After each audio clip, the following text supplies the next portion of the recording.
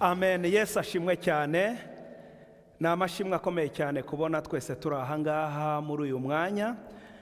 Reka nsabe abafite Bibiliya mufungure Bibiliya zanyu. Tugiye gusoma mu gitabo cya Matayo. Ibice turiga ku gice cya 4 ku bari mu nyigisho twari turiho amwe ejo. Icyo gice nicyo turaza guma kwigaho. Kuba twari kumwe to house nimugoroba twize mu gitabo cya Matayo ibice 4 guhera ku murongo wa 1 kugeza ku wa 10. Reka dusomera aho ngaho Matayo ibice 4. Ya Yesu ageragezwa na Satani. Dusomera icyo gice Cya mbere. Gice cya 4 umurongo wa 1 kugeza ku wa 10. Maze Yesu ajyanwa n'umwuka mu butayu kugeragezwa n'umwanzi. Amaze iminsi 40 n'amajoro 40 atarya, abona gusonza. Umushukanyi aramwegera aramubwira ati, niba uri umwana w'Imana bwira aya mabuye ahinduke imitsima. Ubugarukiye aho ngaho. Yesu ashimwe cyane. Amen. Iri jambo birashoboka kuba wararyumvishije, ariko ndashaka kugira ngo umwuka wera aduhishurire kuri uyu munsi wa none. Ritangiye rivuga ati ngo maze Yesu ajyanwa n'umwuka wera mu butayu gusenga. Ndashaka kugira ngo uwo murongo umanze uwutekerezeho. Yesu ninde? Kuki yajyanwe na mwuka wera? Mwuka wera yari afite role ki mu buzima bwa Yesu? Yesu Bibiliya imuvuga yuko ni Imana, ni umwana w'Imana kandi ni umuntu. Haleluya. Ndetse muri Yohana igice cya mbere ho bavuga ko nta kintu na kimwe kiri mu isi gitaremwe nawe. Ku muntu utumva ubutatu butagatifu ntabwo ashobora kumva. Aho niho bijya bicangira benshi, ntibamenye uburyo yaba umuntu, uburyo yaba umwana, uburyo yaba Imana. Ariko ijambo ry'Imana riri clear kuva muri introduction ya Yesu. Abahanuzi bamuhanuye. Yesaya ngo agiye guhanura aravuga ngo hari uzaza witwa Masiya.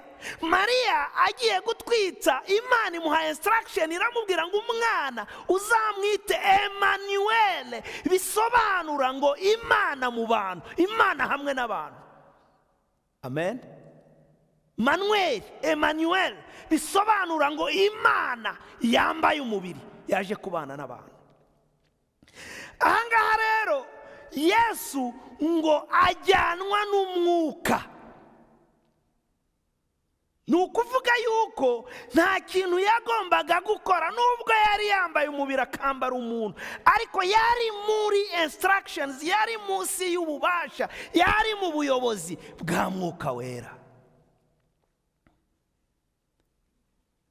Aha cyari igihe niwo wari umunsi wa mbere yaratangiye ministere ye. Kuko Yesu yatangiye ministere yivuga butumwa gukora ku mugaragaro afite imyaka 30. Ayikora mu myaka 3. Amaze kubatizwa ngo ajyanwa na mwuka wera mu butayu. Nta kintu na kimwe ushobora gukora mu bwami bw'Imana, nta kintu na kimwe ushobora gukora mu mpano. Niba ufite impano, guhabwa impano ni kimwe, guhamagarwa mu murimo w'Imana ni kimwe, ariko ibyo dukora byose mu murimo w'Imana, dore abahamagawe ni benshi cyane, impano ziratandukanye. Ngo bamwe ni abarimu, abandi ni abahanuzi, abandi ni abavugabutumwa, abandi ni abaririmbyi, ariko muri twese ntabwo dukora uko tubishaka, tuyoborwa na mwuka wera. Udukoreramo n'umwe, udukoresha n'umwe. Ni nayo mpamvu nubona itorero aho bari kurwana, aho bari kuryana, iryo torero uzashireho point d'interrogation, kuko umwuka wera ntago yakwirwanya.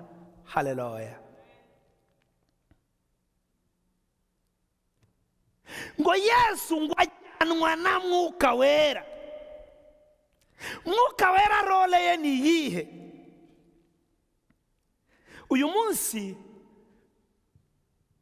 turaza kwiga akamaro ka Mwuka Wera mu buzima no mu torero, mu buzima bwa muntu no mu torero. Yesu ashimwe cyane. Hari ibyanditswe byinshi no muri Matayo ibice 3 umurongo wa 16 haratubwira ngo igihe Yesu yagiye mu rusengero ngo bamuzanira igitabo cy'umuhanuzi Yesaya, ngo arakibumbura afungura ahantu handitse ngo Umwuka w'Imana ari kuri nge kugira ngo umbwirize ubutumwa bwiza. Haleluya. Ni ukuvuga yuko yakoreraga muri agreement ya Mwuka Wera, yakoraga akoreshejwe na Mwuka Wera. Nta kintu na kimwe yagombaga gukora atari kuri Mwuka Wera. Wajya muri Yesaya ibice 61 umurongo wa mbere kugeza ku wa 3, Bibiliya ikatubwira umuhanuzi Yesaya yabayeho mu myaka 700 mbere ya Yesu.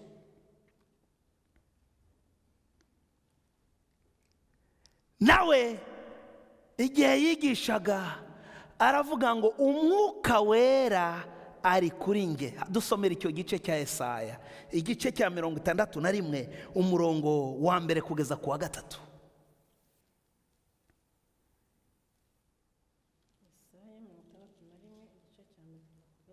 Umwuka w'Imana, umwami Imana ari kuri nge. Umwuka w'umwami Imana ari kuri nge. Kuko Uwiteka yansize. Yegereze mikrofone. Umwuka w'umwami Imana ari kuri nge, kuko Uwiteka yansize amavuta ngo mbwirize abagwaneza ubutumwa bwiza. Yantumye kuvura abafite imvune mu mutima no kumenyesha imbohe ko zibohowe no gukingurira abari mu nzu y'imbohe. Kandi yantumye no kumenyesha abantu umwaka w'imbabazi z'Uwiteka n'umunsi Imana yacu izahoreramo inzigo no guhoza abarira bose. Amen. Yantumye no gushyiriraho itegeko ab'i Siyoni barira ryo kubaha ikamba mu cyimbo cy'ivu n'amavuta yo kunezerwa mu cyimbo cy'ubwiza. Garukira aho ngaho. Amen. Aha umuhanuzi Yesaya wabayeho mu bagabo bari bakomeye, bari bubashwe, bavugaga, batambukaga abantu bakabirukaho, abantu baboneragamo feva y'Imana. Ariko ngo igihe yageraga mu rusengero ngo aramanza aca bugufi aravuga ngo Umwuka w'Imana ari kuri nge kugira. Donc aho yashakaga kugaragaza origine y'imbaraga afite, aho yashakaga kugaragaza ko ibyo akora atari ubikora, aho yashakaga kugaragaza ko icyo ari gutanga si ugitanga aho n'Umwuka w'Imana. Aho yashakaga kugaragaza yuko Umwuka w'Imana niwe ufite umugambi, umva, ngo kugira ngo mbwirize imbohe kubohoka. Ntabwo ari umuntu ubohora abantu. Gukiza ntabwo ari umuntu ukiza abantu. Nta mwana w'umuntu wakiza umuntu. N'abaganga birabananira byarabigiye. Niba Umwuka w'Imana yanjeho, n'Imana yarantoranyirije kugira ngo nsengere abantu bagakira iyo mpano nkayigira, n'imbaraga za Mwuka Wera n'umugambi w'Imana ku muntu. Ntabwo ari umugambi we, ntabwo nge nta ruhare mfite, nge ni igikoresho gusa. Yesu ashimwe cyane. Ngo Umwuka w'Imana ari kuri nge kugira ngo, ni ukuvuga ko ahatari imbaraga za Mwuka w'Imana nta na kimwe ushobora gukora. Imbaraga za Mwuka w'Imana tumaze gusoma muri Matayo ibice 4 ngo Umwuka ahagurutsa Yesu. Yesu yari mu bihe byiza amaze kubatizwa, ijuru rimaze kumuhamya. Ngo ariko Umwuka w'Imana, kuko Umwuka w'Imana role mu buzima bwacu aturebera imbere n'inyuma, atumenyera ibihe tutarageramo uko bisa, maze akatumenyesha icyo gukora kugira ngo kuko niwe udiringa na Satani. Umuntu ashobora kumenya ibiri muri preza, ariko fitire ni amaso ya Mwuka hareba gusa. Yesu ashimwe cyane. Niyo mpamvu abayoborwa na Mwuka w'Imana Satani ntabwo abanesha. ni nayo mpamvu Yesu ahangaha yavuze mbere yo kugenda, dusomere mu byakozwe n'intumwa igice cya mbere umurongo wa 8.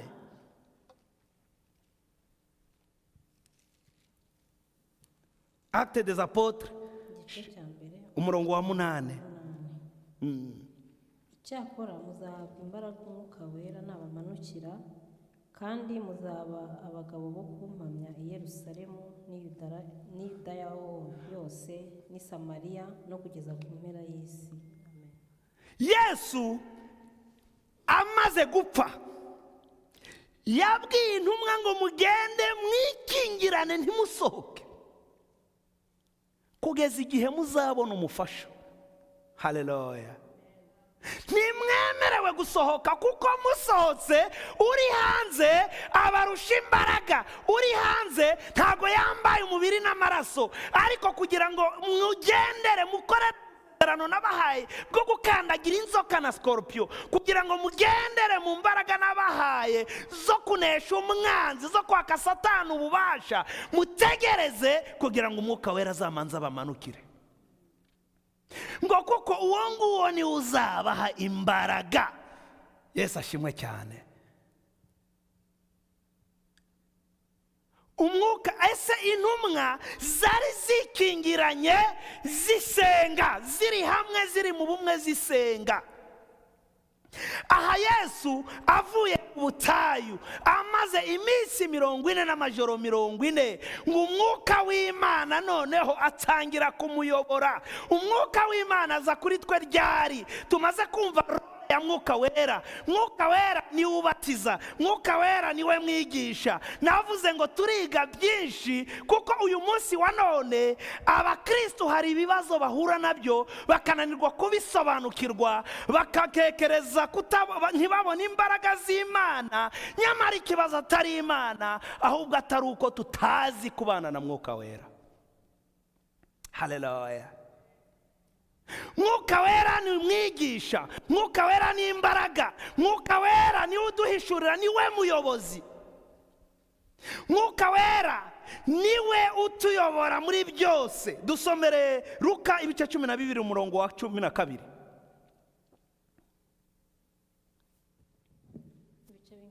Igice cya 12 umurongo wa 12. Kuko umwuka wera azabigisha ibyo muzaba mukwiriye kuvuga muri uwo mwanya. Haleluya. Ngo kuko mwuka wera niwe uzatwigisha n'ibyo tukwiriye kuvuga.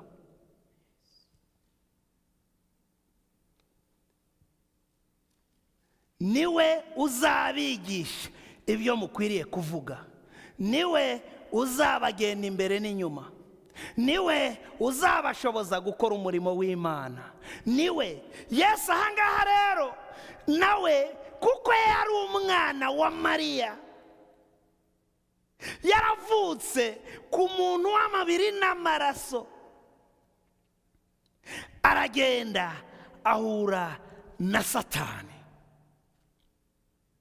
Ndashaka kukubwira ngo igihe uhura na Satani, rimwe na rimwe hari igihe tujya duhura n'ibintu mu buzima bikaducanga. Bamwe bakadushinja ibyaha, cyangwa se nawe ukabona ko Imana itakuzi, ukishinja. Ndashaka kukubwira ngo ikigeragezo kukuzira mu buzima bwawe ntabwo ari ukuba waguye. Amen. Satani ushobora guhura nawe uhagaze, kandi uri muzima, uri mu Mana. Haleluya. Navuze ngo amaso y'umwuka gusa niyo areba imbere, amaso y'umubiri areba preza, amaso y'umwuka amenya preza, fitire na pase. Haleluya. Satani rero nawe ni umwuka mubi. Iyo hari umugambi w'Imana arabimenya, akagerageza kuza kuwitambika imbere, kugira ngo akugushe. Ahangaha amaze kubona Yesu aje atangiye, menya muri Luka ibice 19 Bibiliya iravuga ngo Yesu yazanywe n'iki? No kubohora no gutanga amahoro n'agakiza. Niyo ntego yamuzanye. Yaje gushaka icyazimiye, yaje gutanga amahoro. Yesu yaje azanye ubugingo n'amahoro yo mu isi. Satani araza yitambika Yesu, aramubwira ngo mfukamira. Tantasiyo uzahura nazo, ndashaka kubwira ngo uve muri confusion. Ibyo ushobora guhura nabyo mu buzima, ibintu bikisukira, ibintu bigakomeye. Ndashaka kubwira ubushize abo nigisha, narabwiye ati igihe Yesu yaratangiye ubwo butumwa byari ibihe bikomeye cyane kuri we. Mubyara we bavukana, umwana wa nyina wabo witwa Yohana, bari bamaze kumuca umutwe, ariko Yesu arakomeza. Toko yahuye n'ibicantege byinshi cyane bishobora kumuca intege. Igihe cyose uhagurutse utangiye gukorera Imana, ibintu nabyo Satani nawe ahagurutse abambari be kugira ngo aguce intege. Haleluya. Satani ahagurutsa ingabo ze kugira ngo zirwanye. Maze Yesu aragenda, ariko afite nka Mwuka Wera muyobozi. Ikizatumunesha nuko uzagenda na Mwuka Wera muyobozi. Mwuka Wera muyobozi tumwumva gute? Dukorana nawe gute? Kugira Mwuka Wera ntabwo ari ukuvuga mu ndimi gusa. Kugira Mwuka Wera ni ukumenya kumva ijwi ry'Imana. Ijwi ry'Imana turimenyera mu magambo y'Imana. Haleluya. Iyo wubashe ibyanditswe wamenye ukabigenderamo, ubuyoborwa na Mwuka Wera. Kandi ngo abayoborwa na Mwuka Wera abo ari bo baba bitwa abana b'Imana. Yesu ashimwe cyane. Umuntu wese utayoborwa n'ijambo, ubwo ntago ayoborwa na Mwuka Wera, kuko Mwuka Wera ni ijambo. Amen. Ntago watandukanya Mwuka Wera na jambo. Umuntu wese wica ibyanditswe, ubwo ntago abayoborwa na Mwuka Wera. Mwuka Wera ni imbaraga zacu. Dusomere mu Bagalatiya ibice 5 umurongo wa 25.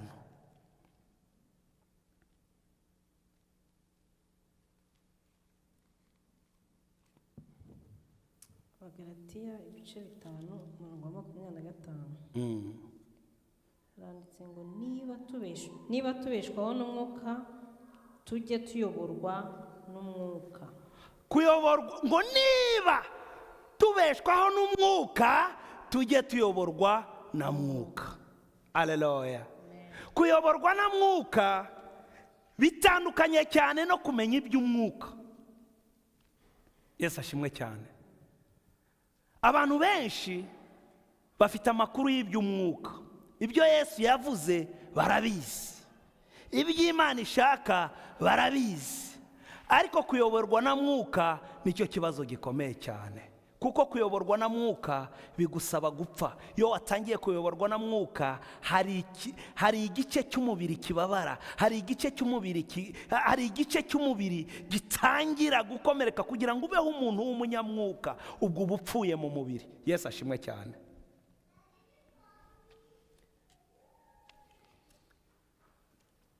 Reka dusomere Matayo iki cyanditswe ugeze ku murongo wa 9. Umwanya wacu ndabona ugiye. Gisome cyose. Matayo ibice 4 hera ku murongo wa 4. Some igice cyose. Ugeze ku murongo wa 10. Matayo ibice 4 umurongo wa 4 kugeza ku wa 10. Aramusubiza ati, handitswe ngo umuntu ntatungwa n'umutsima gusa, ahubwo atungwa n'amagambo yose ava mu kanwa k'Imana. Maze umwanzi amujyana ku murwa wera, amuhagarika ku gasongero k'urusengero, aramubwira ati, niba uri umwana w'Imana, ijugunye hasi, kuko handitswe ngo izagutegekera abamarayika bayo bakuramire mu maboko yabo, ngo udakubita ikirenge ku ibuye. Yesu aramusubiza ati, kandi handitswe ngo ntukagerageze Uwiteka Imana yawe.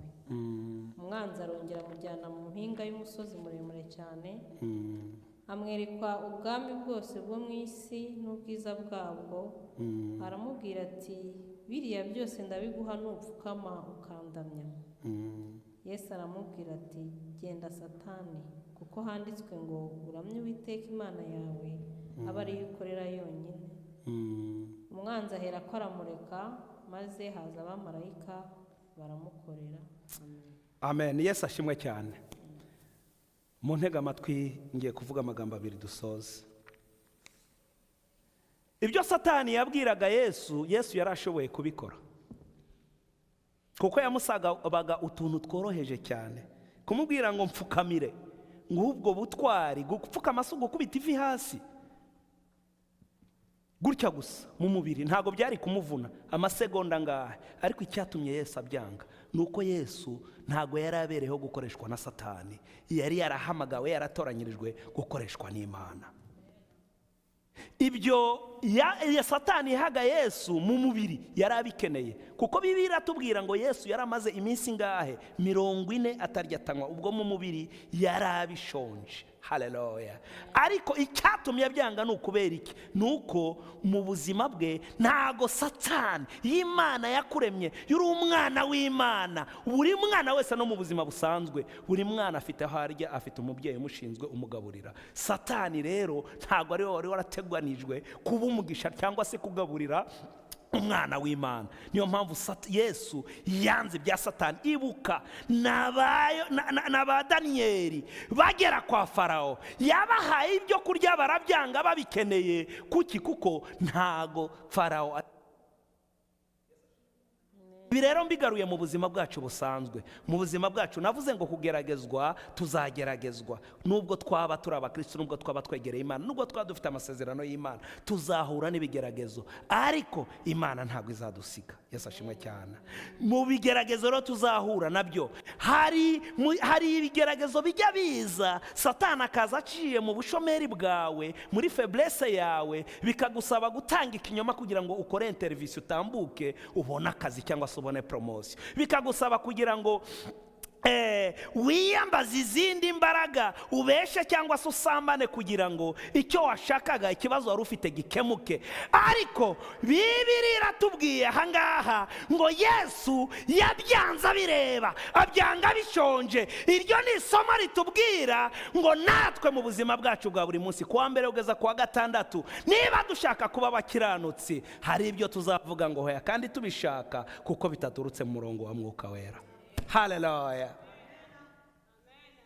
Biradusaba gushishoza ibyitwa umugisha byose, ibintu byose biza bituza imbere, ibintu byose bishaka kutugirira neza, turebe inkomoko yabyo, kuko dufite aho turira, dufite udutegeka, dufite utuyobora, dufite aho tujya, dufite umwami wacu ari umwami Yesu. Haleluya. Gutazi yava ntamenye yajya. Mu gusoza rero ngiye gusoza muri jambo. Ni ijambo riri mu Bakorinto, ntago turisoma kubera umwanya. Ni ijambo riri mu Bakorinto ba mbere igice cya 10 umurongo wa 13. Hari no mu Baheburayo ibice 10 umurongo wa 38 rivuga ngo umukiranutsi wanjye azabeshwaho no kwizera. Ntago ushobora kuba umwana w'Imana cyangwa se umuntu uyoborwa na Mwuka Wera utari umukiranutsi. Kuba umukiranutsi ni urugamba rukomeye cyane. Yesu ashimwe cyane. Imana idufashe, idushoboze. Aho twajya hose n'ingamba duhura nazo tutafite Mwuka Wera nk'umuyobozi. Mwuka Wera niwe udushoboza. Mwuka Wera niwe uzaduha ibyo dukeneye byose. Mwuka Wera niwe uzaduha ibyo twabuze. Mwuka Wera niwe uzadukemurira ibibazo dufite.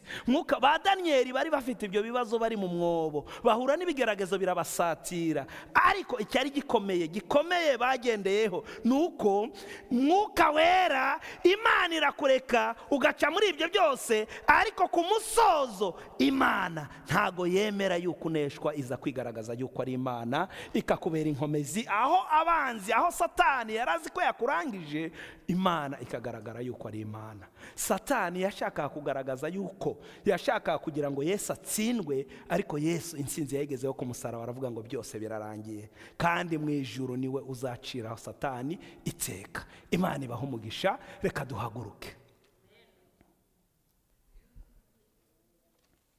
Yesu ashimwe cyane. Mwuka wera ni imbaraga zawe, mumenye kuyoborwa na Mwuka wera. Ntago ushobora kuyoborwa na Mwuka wera utagira igihe cy'ubutayu. Igihe cy'ubutayu ni igihe cy'amasengesho, kuko niho tuvuganira n'Imana. Amen. Ntago ushobora kumva ijwi rya Mwuka wera cyangwa se kumvira Mwuka wera utazi ibyanditswe. Amen. Ibyanditswe niho hari ijwi ry'Imana.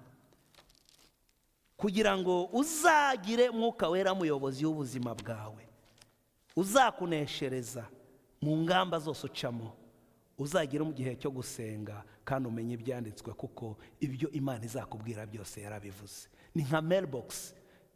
Kwa kundi ujya uva ku kazi ukaza, wari wamara ibyumwe, wari wajya mu rugendo ukamara umwaka hano muri Amerika, maze wagaruka ukajya kuri mailbox utarajya gufata box zawe, zimwe biba byaruzuye biri kugwa no hasi. Haba harimo inzandiko n'amabire, harimo n'ibiki, hari n'izumugisha. Hari igihe nigeze kumara ahangaha turi mu masengesho y'iminsi 3, banyohereza intuza yo kuzajya gukora Citizen, ijya muri mail kubera ko twari tumaze iminsi 3 y'amasengesho ahangaha, turi kurara ahangaha, sinabimenya. Ngiye kugeraho, ngiye gufungura, ndishima cyane. Ubwo nari mfite interview nk'ejo, ndarambyiga, Imana iranshoboza mu munsi umwe, ndarabyiga ndagira. Natwe rero mu ma mailbox yanyu aruzuye, ibyo mushonje n'ibyo mukeneye, ibyo mukeneye n'ibyo mwabuze, byose byuzuye mu ma mailbox. Mailbox yuzuye niki? Ni ijambo ry'Imana. Downloadinga, musome, mufungure envelope zanyu, nta mabira arimo, nta bibi birimo. Iby'Imana biza ari byiza, kuko Imana yarahiriye ngo nzi imigambi ngufitiyeho kandi si mibi ni myiza. Imana ibaho umugisha. Reka dusenge. Mana nziza, Mana ikomeye, Mana igira neza, wabanye natwe muri uyu mwanya. Ijambo ryawe riravuga ko nta na kimwe tuzakora tudashobojwe na Mwuka wera. Mwuka wera niwe mukomezi yacu, Mwuka wera niwe mbaraga zacu. Ndakwingize rero Mwuka wera, ndagusabye ngo udushoboze, utwuzure imbaraga zacu. Nta na kimwe twakwigezaho tutari kumwe nawe. Ngwino wuzure ubwenge bwacu, utwogishe, udusobanurire, kandi ibyo twabuze ubiduhe. Ni mu izina rya Yesu nsabye nizeye. Amen. Bana na buri muntu wese waje ahangaha, ubwo bagiye gutaha mu ngo zabo, ugendane nabo amahoro mu izina rya Yesu nsabye nizeye. Amen.